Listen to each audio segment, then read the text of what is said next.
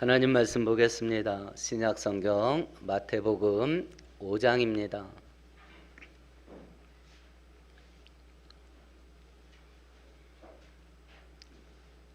1절부터 12절까지 한 절씩 교독합니다.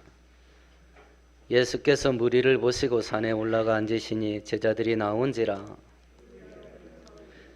심령이 가난한 자는 복이 있나니 천국이 그들의 것이며 온유한 자는 복이 있나니 그들이 땅을 기업으로 받을 것이며 긍휼히 여기는 자는 복이 있나니 그들이 긍휼히 여김을 받을 것이며 화평케 하는 자는 복이 있나니 그들이 하나님의 아들이라 일컬음을 받을 것이며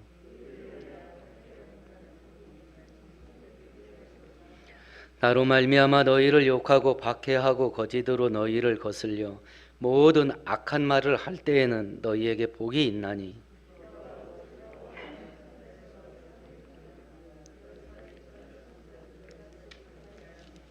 아멘. 아멘. 구원자 사역을 공식적으로 시작하신 예수께서 자기를 따르는 제자들을 따로 산 꼭대기로 부르셔서 교훈을 주신 것이 5장부터 7장까지입니다. 그 중에 오늘 읽었던 1절부터 12절까지는 하나님의 사람들은, 하나님의 백성들은 이런 사람이어야 된다라고 하는 것을 설명해 주시는 본문인데, 그래서 그 하늘의 성품, 하나님의 성품, 하나님 사람의 사람 됨됨이, 이걸 소유한 사람들은 복이 되다 라고 하는 걸 8가지 특징으로 설명하신 겁니다. 그래서 하나님 사람은 제일 중요한 게 뭐냐면 됨됨이에요. 됨됨이. 사람 됨됨이. 제일 먼저 자기를 따르는 자들에게, 적어도 나를 따르는 자들은 실력 이 정도는 돼야 돼, 이 정도 능력은 있어야 돼 라고 말하지 않았습니다. 이런 사람이어야 된다 라고 하는 걸 말씀하신 거예요. 3절에 심령이 가난한 자가 가난한 자여야 한다 말씀하셔요. 영적인 사람이어야 된다, 하나님 사람들은. 그리고 그 영혼이 가난해야 된다, 빈 털털이어야 된다, 하나님 한 분만 딸락 남아 있어야 된다. 두 번째는 4절에 애통하는 사람이어야 된다. 근데 실상은 오만 잡스러운 것이 그 영혼 속에 가득하다. 죄되고 불순종한 게 가득합니다. 이미 들어와 있는 거 뽑아낼 능력이 없습니다. 그런데 한술 더 떠서 날마다 잡다한 것과 더러운 것과 부정된 것과 죄된 것과 불순종하는 것들이 밀고 들어옵니다. 그것을 막을 능력도 없습니다. 심령이 가나야 되는데 막 터질 것 같이 빵빵합니다. 그래서 애통합니다. 어떻게 하지를 못하겠어요. 하나님 사람은 이런 자기의 심령을 바라보며 애통하는 사람이어야 된다. 세 번째는 5절입니다. 온유한 사람이어야 된다. 온화하고 겸손해야 된다. 마음이 따뜻해야 된다. 머리가 뜨거워서 사소한 일에도 꼭지가 돌면 안 된다. 6절에 보면 의에 줄이고 목말라야 된다. 의로운 게 뭐냐? 하나님 앞에서 올바른 겁니다. 하나님 앞에서 똑바른 겁니다. 그걸 목말라 죽을 것 같이 사모해야 된답니다. 그런 사람이어야 된다. 오늘은 다른 특징들을 살펴볼 건데 5번째 특징입니다. 7절을 같이 읽습니다. 긍휼히 여기는 자는,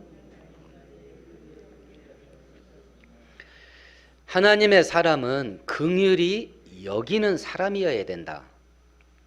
긍휼이라는 단어에는 2가지 의미가 있습니다. 첫 번째는 죄를 용서하다, 두 번째는 자비를 베풀다. 이 2가지 의미를 갖고 있는 단어인데, 그렇다면 우리는 이 2가지를 다 살펴봐야 되겠죠. 죄라고 하는 단어를 떠오르면 우리들은 하나님 앞에서 죄를 용서함 받는다라는 것에 굉장히 이렇게 익숙해 있어서 죄는 용서함 받는 거라는 사고방식이 강하게 작동할 수가 있습니다. 그런데 오늘 본문에 보면 하나님의 사람은 죄를 용서해 주는 사람이어야 된다라고 말씀하시는 겁니다. 우리가 마태복음 앞으로 살펴보겠습니다만 6장에 보면 제자들이 예수께 기도를 어떻게 하나요? 하고 기도를 가르쳐 달라고 할 때 주기도문으로 알려져 있는 그 후반절에 보면 우리가 우리에게 죄 지은 자를 용서해 주는 것 같이 우리의 죄를 용서해 주십시오. 이렇게 가르쳐 주셨어요. 우리가 하나님께 지은 죄를 용서함 받는 거 필요합니다. 그런데 이 땅에서 살다 보면 누군가가 나에게 잘못하는 경우가 생길 수 있고 그것을 용서를 해 주어야 된답니다. 용서해 주는 자가 되어야 된다. 성경학자들이 연구한 바에 의하면 율법을 가리키는 자들이 이제 랍비라는 사람들인데 이 사람들의 그 기록들을 보면 3번까지는 용서해줘라. 그런데 그 다음부터는 용서하지 않아도 괜찮다. 이렇게 가르쳤다 그래요. 그래서 우리가 앞으로 살펴보겠습니다. 마태복음 18장에 보면 베드로가 예수님께 물어봅니다. 우리가 다른 사람들을 어떻게 용서하면 되겠습니까? 7번 용서해도 되겠습니까? 그러면 율법의 스승들이 3번까지 용서해줘라 라고 하는 가르침을 받던 베드로가 7번 해주면 되겠습니까? 그러면 이 수준이 높아요, 낮아요? 굉장히 높은 겁니다. 3번까지만 해주면 돼요. 그러면 7번까지 용서하면 되겠습니까? 라고 베드로가 물어본 거예요. 용서해주는 수준을 엄청나게 높인 거예요. 그 정도 하면 되겠습니까? 이렇게 물어본 거니까. 이 말을 듣고 예수께서 뭐라고 말했냐면 7번씩 70번을 하랍니다. 그러면 490번이에요. 시간적인 의미를 얘기하지 않았습니다. 죄의 종류를 이야기하지 않았습니다. 똑같은 죄로 490번을 용서할 거냐 아니면 서로 다른 죄로 490번을 용서할 거냐 이런 것들을 구분하지 않았어요. 그러면 이걸 똑같은 사람에게 똑같은 죄로 하루에 용서한다고 치십시다. 그러면 잠 안 자고 24시간 동안 3분마다 한 번씩 용서해야 됩니다. 지금 전 세계가 특별히 우리나라 백성들은 이 막 급해요. 성격이 분노 조절장애 걸린 사회예요. 우리는 분노 조절장애 걸린 사회인데 그러니까 사회가 집단적으로 병들어 버렸어요. 이런 사회 속에 살고 있는 우리가 똑같은 사람에게 똑같은 죄로 하루에 490번을 용서하면 용서하다가 심장 터져 죽어 우리는. 그렇지 않겠어요? 내 자식이 이런 식으로 해도 이건 용서가 안 돼요. 용서가 안 됩니다. 그럼 어떻게 해야 되냐 이거. 육신적인 사람은 이런 용서 못합니다. 할 수가 없어요.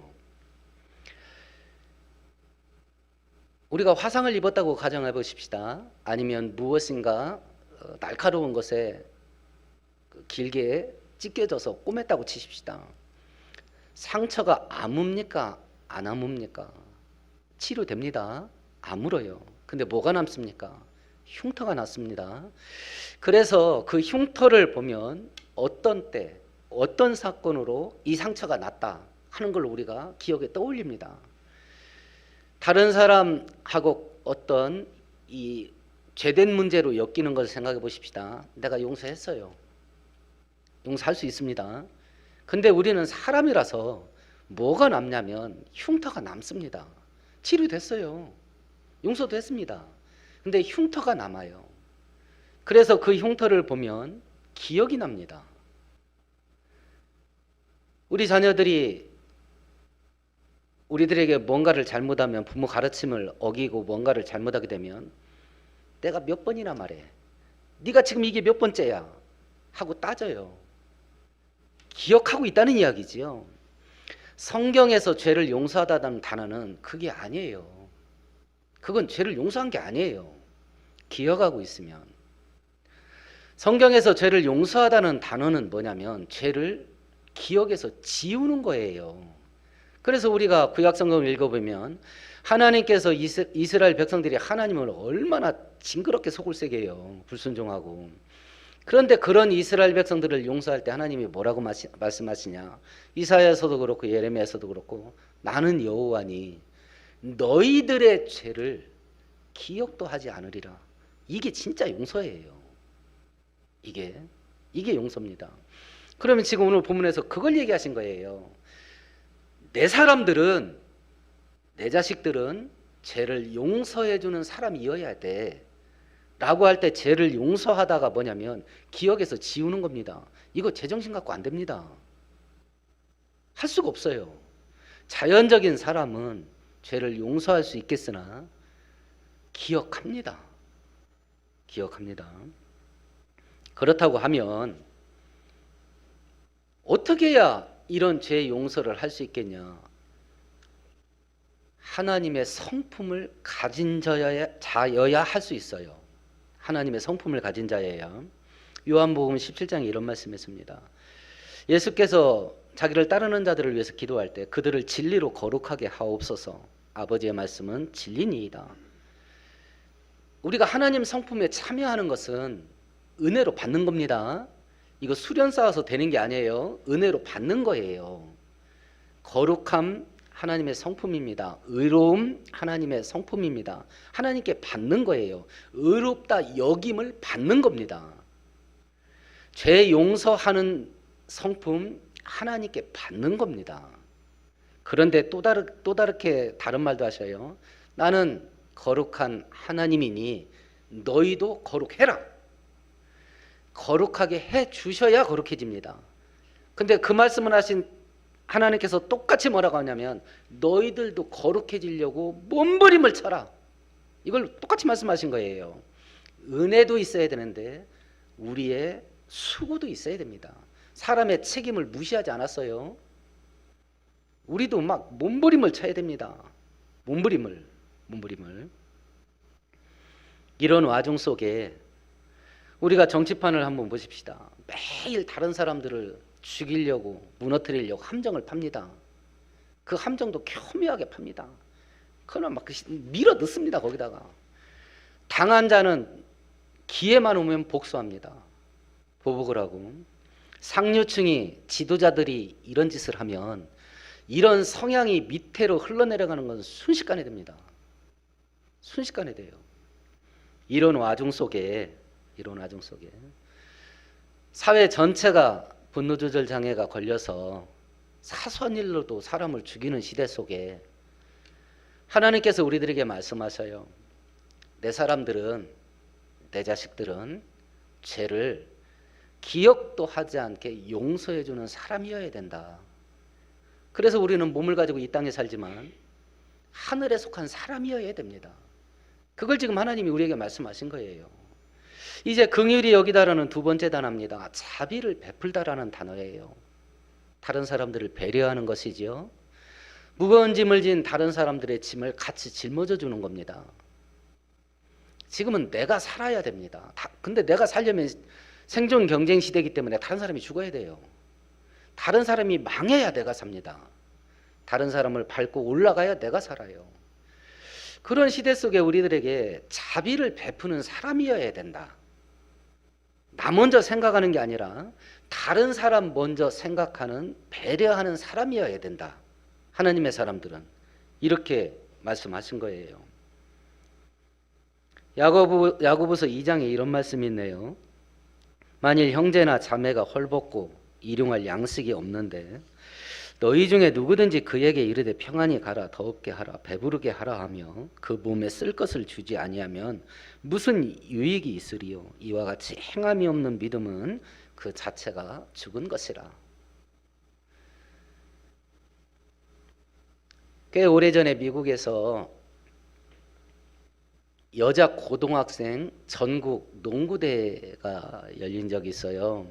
제가 이 기사를 읽는데 어떤 사건이었냐면 여자 고등학생 두 팀이 붙었습니다.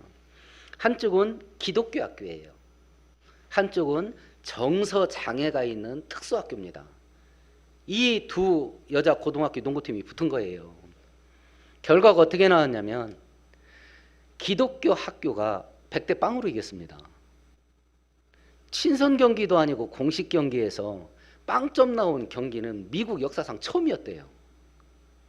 이 경기를 마치고 나서 기독교 학교 측 교장하고 임직원들이 장애가 있는 그 특수학교에 가서 전교생한테 사과했습니다. 우리를 용서하라고. 그리고 기독교 학교 그 고등학교 홈페이지에 자기들이 기독교직이지 못했고 잔인하게 상대방을 짓밟은 거에 대해서 사과하고 용서를 구했어요. 그리고 그 농구팀 감독을 해임시켰습니다. 그런 경기를 하도록 그렇게 지시한 것에 대해서 책임을 지우고 그 감독을 해임시켰습니다.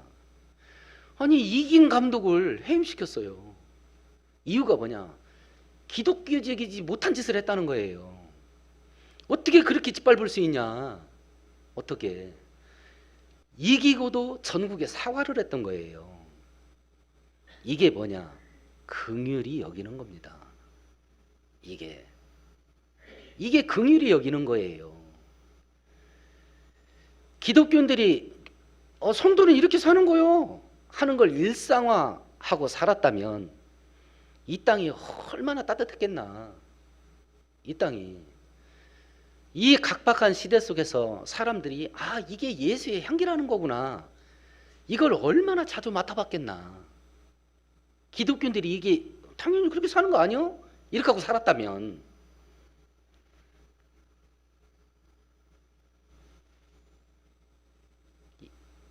이 시대 현대 기독교인들이 이런 긍휼을 잃어버리고 살면 악의같이 됩니다. 그렇게 살 수밖에 없어요. 악의가 뭡니까? 악의가 아구는 아구탕하는 생선이고 아귀요 아귀 굶어 죽은 귀신이죠. 아귀처럼 살 수밖에 없어요. 이 긍휼을 잃어버리면. 바깥에 나가서는 세상 사람들 잡아먹으려고 안달을 할 것이고 교회 오면 같은 성도끼리 못 잡아먹어서 안달할 거 아닙니까? 이걸 잃어버렸는데 이걸 잃어버리면 나 중심으로 살 수밖에 없어요. 내가 살기 위해서는 무슨 짓이든 하는 겁니다. 그런 시대 속에 하나님께서 말씀하셔요. 내 사람들은 긍휼히 여기는 자여야 된다. 자비를 베푸는 자여야 된다. 이렇게 요구하시는 것이요. 그러면 이런 긍휼히 여기는 자가 받는 복이 뭐겠나? 7절을 다시 한번 읽어보십시다. 긍휼히 여기는 자는 긍휼히 여김을 받는답니다. 그럼 두 가지를 받겠죠. 첫 번째, 죄 용서하다라는 단어가 있어. 성도들이 죄 용서해주는 긍휼을 베풀었다면 죄 용서함을 받는 긍휼을 받을 것입니다. 양쪽 두 군데서 받겠죠. 첫 번째는 하나님으로부터, 두 번째는 세상 사람들로부터. 우리도 사람이니까 우리도 죄진 일이 있을 거 아니겠습니까? 실수할 일이 있을 수 있고. 한 가지 오해에 빠지지 않아야 됩니다. 우리가 다른 사람의 죄를 용서하지 않으면 하나님이 우리 죄를 용서하지 않을 것이고 우리는 지옥 간다. 이런 죄 용서함이 아닙니다. 지금 제자들은 이미 예수를 믿고 따르는 자들이에요. 그러니까 본질적인 죄는 용서받은 거예요. 천국 가는 죄 용서함은 받은 자들이에요. 근데 성도도 뭐 할 수 있어요? 자범죄를 지을 수 있죠. 생활 속에서 죄를 지을 수 있다고. 이걸 용서함 받는 겁니다. 그럼 그건 뭐 천국 가는 죄는 용서함 받았으면 이건 사소한 거겠네. 그럼 뭐 이런 죄는 져도 되겠네. 그렇게 가르치는 게 구원파예요. 그런 거 회개 안 해도 돼요. 천국 가는 데 지장 없습니다. 근데 죄가 얼마나 무서우냐면요. 성도들도 죄 질 수 있습니다. 근데 죄 짓는 순간에 생명의 근원 되시고 축복의 근원 되신 하나님하고 관계가 떨어져요. 이게 무서워. 이게 하나님과 관계가 단절이 되면 은혜가 사라집니다. 그래서 하나님께서 그런 경우 생기면 빨리 회개해가지고 하나님과 관계를 다시 엮어라. 그 회개는 축복입니다. 그거 우리 양심의 가책 밖에서 괴롭히려고 하는 하나님의 복수가 아니에요. 하나님의 은혜 바깥에 튀어나갔어요. 그래서 하나님께서 빨리 누르라는 거예요. 회개하고 돌이키라는 거예요. 우리는 큰 죄, 작은 죄를 구분하지만 사소한 죄도 무섭게 여겨야 됩니다. 사소한 죄도 하나님과 우리 사이의 관계를 단절시키기 때문에 그렇습니다. 단절시키기 때문에. 그래서 지금 본질적인 죄는 용서받은 거예요. 천국 가는 죄 용서는 받은 제자들이에요. 그들에게도 말한 겁니다. 일상적인 생활 속에서 자행되어질 수 있는 그 죄, 하나님과 우리 사이를 단절시키는 그 죄를 용서함 받게 되는 거예요. 만일 이게 없으니까 현대 기독교는 세상 사람들로부터 긍휼이 없는 보복을 당하겠지요. 지금 모양새가 딱 그거 아닙니까? 교회가 성도들이 긍휼을 베푸는 자가 아니에요. 그러니까 세상 사람들이 교회를 볼 때, 교회 허물을 보면 긍휼이 없는 보복을 합니다. 지금 이 시대 현대 한국 교회가 딱 입구를 당한 거예요. 입구를. 자비를 베풀고 배려를 해주고 무거운 짐진 것을 같이 짊어지는 긍휼을 베풀면 그 긍휼을 받겠지요. 그래서 하나님께서도 수고하고 무거운 짐 지고 있냐? 나한테 와라. 내가 짊어져 줄게. 라고 말씀하시는 것인데, 이런 것들을 바라보면서 상대방을 경쟁자로 보고 상대를 이겨야 내가 살 수 있고 상대를 무너지게 해야 내가 일어설 수 있다고 생각하며 사는 이 땅 속에서 왜 우리는 이렇게 살아야 되는가? 계속 하나님이 반복합니다. 그렇게 하는 것이 복된 거요. 우리가 세상 속에서 눈에 핏발을 세우고 이를 뿌득뿌득 갈면서 움켜쥐려고 하면 뭔가 움켜질 수 있습니다. 그래서 악인들이 그렇게 사는 겁니다. 움켜질 수 있어요. 그런데 하나님께서 한 번 도와주는 것이 그거보다 훨씬 클 수 있습니다. 하나님이 한 번 도와주는 것이. 그래서 하나님께서 이렇게 사는 게 복되다라고 말씀하시는데, 세상의 가치관을 따라 사는 것이 아니라 하나님의 말씀 따라서 복된 길을 걸어가는 우리 모두가 되기를 축원드리겠습니다. 하나님의 사람은 어떤 사람이어야 되냐? 6번째 특징입니다. 8절을 같이 읽습니다. 마음이 청결한 자는, 마음이 청결한 사람이어야 된답니다. 이건 첫 번째 특징인 심령이 가난하다 하는 것하고 조금 겹칠 수가 있겠습니다. 마음이 뭐냐? 마음이 인격의 중심입니다. 사람의 중심입니다. 예수를 믿지 않는 자들은 영이 죽어 있다라고 성경은 말합니다. 예수님을 나의 하나님 그리고 구원자 주님으로 믿으면 성령 하나님께서 우리 영혼 속에 들어와셔서 죽은 영혼을 살려내요. 그래서 하나님과 교제하기 시작하게 만드는 것인데, 불신자는 이게 죽었어요. 그래서 심령이 가난할 수는 없어요. 그렇지만 불신자도 하나님의 모양과 형상을 통해서 지음받은 사람이기 때문에 짐승에게 없는 마음은 있습니다. 마음은 있어요. 이 마음이 깨끗해야 된답니다. 이 마음이. 성경에서 이 청결하다라는 단어가 어떤 경우에 쓰이냐면 세 가지 경우에서 쓰였습니다. 더러운 옷을 세탁하는 의미로 청결하다. 두 번째는 추수할 때 알곡에 섞여 있는 쭉정이를 분리해내서 깨끗한 알곡을 골라내는 거, 이걸 의미할 때 청결하다는 단어를 썼어요. 세 번째는 포도주나 우유를 만들 때 불순물을 제거하는 거.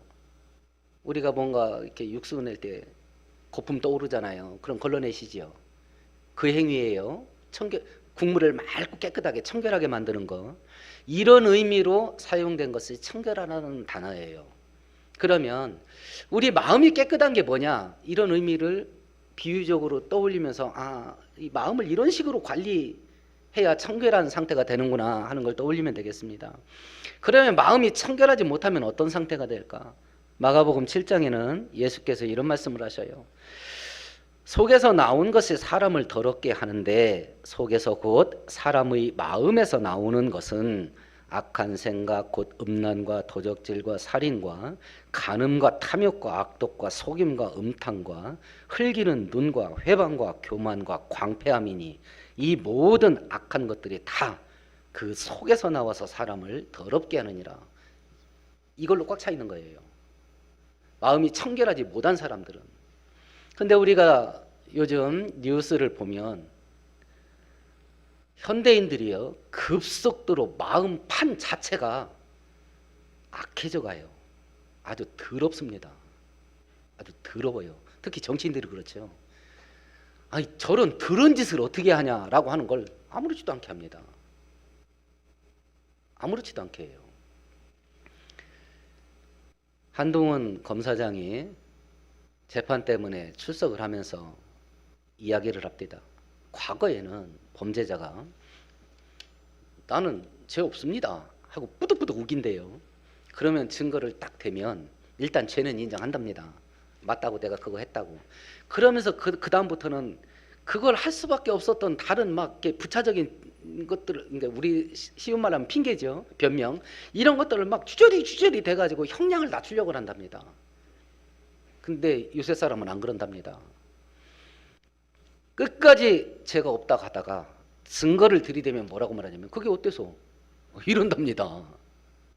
그게 어때서? 이런답니다. 우리가 그 꼴을 보고 있지요? 그거를 보고 있습니다. 문제는 이걸요 지금 초등학생들이 배우고 있잖아요.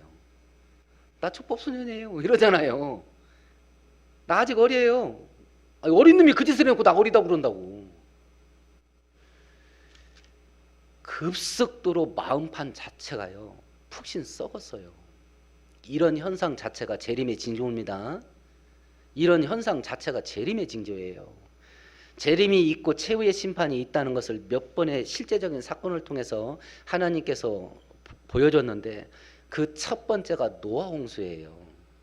그 첫 번째가 그 노아 홍수 직전에 사람들의 마음이 사람들이 생각하는 것이 항상 악함으로 아무것도 안 해. 말도 안 해. 근데 가만히 앉아서 뭔가를 생각을 하면요 생각하는 것부터 푹신 썩었답니다. 그래서 하나님께서 사람 지으신 것을 후회하시고 홍수를 심판하신 거예요. 그래서 사람 본성이 죄악이 폭발하는 상태가 되는 것 그 자체가 예수님 재림의 징조입니다. 지금 애나 어른이나 다 그렇잖아요. 지금은.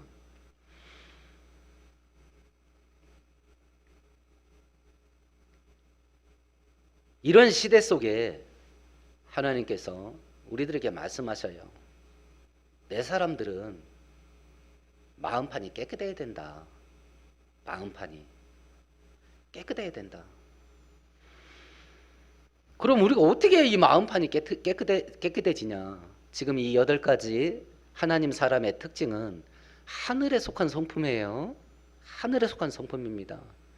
이것은 수고와 노력을 얻을 수 있는 것도 아니고 훈련과 수양을 쌓아서 얻을 수 있는 것도 아니에요. 그래서 사도행전 15장에 보면 마음을 아시는 하나님이 우리에게 같이 저희들에게 성령을 주어 증거하시고 믿음으로 저희 마음을 깨끗하게 하사 저희나 우리나 분간하지 아니하셨도다 이렇게 말합니다. 마음이 깨끗함을 받는 거 하나님의 은혜입니다. 하나님의 은혜. 하나님의 은혜. 하나님으로부터 마음이 깨끗함을 받아야 돼요. 죽은 양심이 살아나야 됩니다. 어떻게 내가 사람의 가죽을 쓰고 이런 짓을 하냐? 이 양심이 살아나야 돼요. 이 양심이. 두 번째는 유지를 해야 될 거 아닙니까? 하나님께 깨끗함을 받았다 치십시다. 그러면 깨끗하게 유지를 해야 될 거 아니야. 유지를. 시편 119편에 보면 청년이 무엇으로 그 행실을 깨끗하게 하리이까? 주의 말씀을 따라 삼갈 것입니다. 요한복음 15장에 보면 너희는 내가 일러준 말로 이미 깨끗하여졌느니라. 하나님의 말씀을 따라서 그 말씀대로 살아가는 것이 우리 마음을 깨끗하게 유지하는 길이랍니다. 유지하는 길. 그러면 하나님께서 마음이 깨끗한 자를 어떻게 하시냐? 디모데후서 2장에 이런 구절이 있습니다.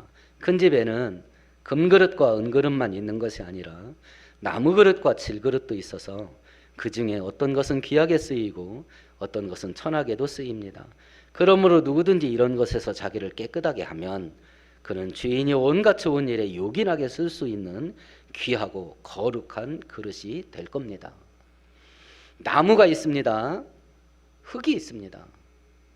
재질이 귀한 게 아닙니다. 싸구려예요. 근데 깨끗하면 하나님이 귀한 데 쓴답니다. 귀한 데. 흔히 금수저, 흙수저 얘기합니다. 돈 많고 집안 좋은 집안에서 태어난 아이들을 금수저라고 이야기합니다. 가난하고 힘없는 집에 태어난 아이들을 흙수저라 합니다. 세상은 재질이 귀하면 귀하게 씁니다. 그 속이 썩었든지 말았든지 귀하게 씁니다. 근데 하나님은 그렇게 안 한답니다. 재질이 귀해도 똥구덩이에 있는 게 있어요. 안 쓴답니다. 재료가 아주 싸구려예요. 근데 깨끗하면 하나님께서 귀하게 쓴답니다. 귀하게. 전능하신 하나님께서 당신의 전능한 손에 재료가 나무 조각, 흙 조각으로 되어 있는 우리를 움켜쥐시고 휘둘렀다고 생각해 보셔요. 우리 인생 속에서 어떤 일이 벌어질 것 같습니까? 다른 사람들이 저 집안 뭐 볼 거 있나? 라고 하는 우리 집안에서 어떤 일이 벌어질 것 같습니까? 사업이라고 하는데 큰근히 먹고 살 만큼 합니다. 그렇게 구차한 사업이지만 그 사업장을 전능하신 하나님이 쥐고 흔들었다고 치십시다. 어떤 일이 벌어지겠습니까? 이렇게 더럽고 추악한 시대 속에 깨끗하면 나만 손해봅니다. 그럼에도 불구하고 하나님께서 내 사람들은 깨끗해야 돼 라고 말씀하시면서 내가 귀하게 쓸게. 그래서 복이 되는 인생입니다. 복이 되는 인생. 이렇게 하나님의 길을 따라가서 하나님이 원하시는 사람이 돼서 그런 사람에게 주는 복을 우리가 맛보기 시작했다고 치십시다. 맛보기 시작했다고 치십시다. 그 길을 어떻게 갈 것 같습니까? 이제는 눈에 불을 켜고 가는 겁니다. 죄를 져서 죄의 맛을 봤습니다. 죄 지는 일에 눈에 불을 켭니다. 하나님 말씀대로 걸어가서 은혜 복을 맛봤습니다. 그러면 그 복을 더 받으려고 눈에 불을 켜는 겁니다. 우리가 지금껏 어떤 식으로 살았는지를 스스로 돌아보는 겁니다. 그리고 평가를 내려보는 겁니다. 그렇게 살아서 내 인생이 진짜 복됐는지 새롭게 결심 한번 해보는 겁니다. 하늘에서 쏟아지는 복 받으면 어떻게 되는가? 그리고 지금 그런 사람 되면 하늘의 복을 받는다라고 하면서 8가지 특징을 이야기를 하는데 한번 해보자 그거. 그 복이 내 인생 속에, 내 가정 속에, 내 자식들 인생 속에 쏟아 부어지게 되면 어떻게 될까? 해보는 겁니다. 그래서 있는 자는 더 받아서 더 풍성해지고 없는 자는 그 있는 것마저 빼앗기게 되리라란 말이 이겁니다. 은혜가 없습니다. 그러니까 복된 길을 가지 않습니다. 그래서 은혜가 더 없습니다. 악순환이에요, 악순환. 은혜가 있습니다. 복을 받습니다. 그러니까 은혜 받을 일을 더 합니다. 복을 더 받습니다. 이건 은혜의 선순환입니다. 은혜가 눈덩이처럼 불어가는 거예요. 올 1년 동안 경제는 더 어려워질 겁니다. 코로나 때문에 살기는 더 팍팍해질 겁니다. 그런 거하고 상관없이 하나님의 은혜가 우리들에게 부어졌을 때 우리 인생들이 얼마나 복되게 되는지 그걸 경험하면서 불신자들을 만날 때마다 하나님 자식 돼서 사는 것이, 하나님을 믿고 살아가는 것이 얼마나 복된지 이걸 간증할 수 있는 복된 1년을 보내는 우리 모두 되기를 축원드리겠습니다. 하나님 아버지, 하나님 말씀에 순종하면서 살면 좋은 일이 있을 것입니다. 우리가 믿는 하나님 전능하셔서 불가능한 것이 없고 그 전능하신 하나님께서 우리들에게 좋은 것 주시기를 기뻐하시는 하나님이 온데 점점점 성경대로 살아갈 수가 없는 악한 시대 속에서 하나님의 약속의 말씀을 붙잡고 의와 거룩한 길 걸어가는 저희들 되게 하옵시고 그런 저희들의 인생 속에 약속하신 은혜와 복이 부어지게 되므로 우리가 그 은혜를 맛보며 세상 사람들에게 하나님 자식으로 살아가는 즐거움과 기쁨을 마음껏 자랑하면서 살아가는 우리 성도들 되게 하여 주옵소서. 예수님 이름으로 기도합니다. 아멘.